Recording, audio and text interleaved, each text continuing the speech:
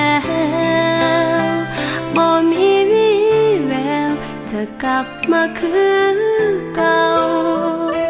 เคยสุขเคยทุกข์เคยเหงาก่อนเคยมีเจ้าอยู่เคียงข้างกายในวันนี้ต้องอยู่เดียวดายเคียงข้างกายมีเพียงความเหงากับอดีตที่เค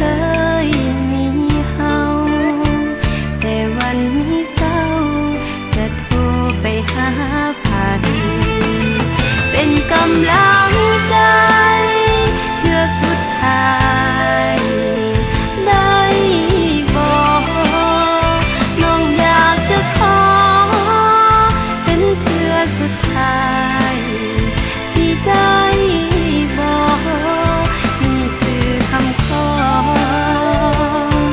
ของคนที่อายเคยฮัก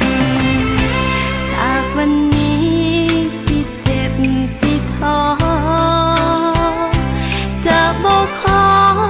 ให้อายเห็นใจให้มัน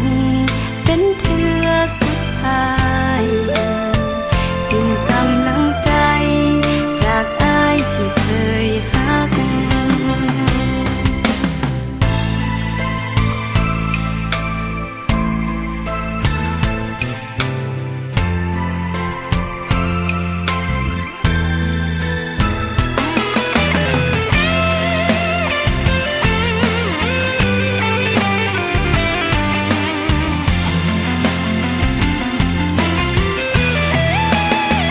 เป็นกำลัง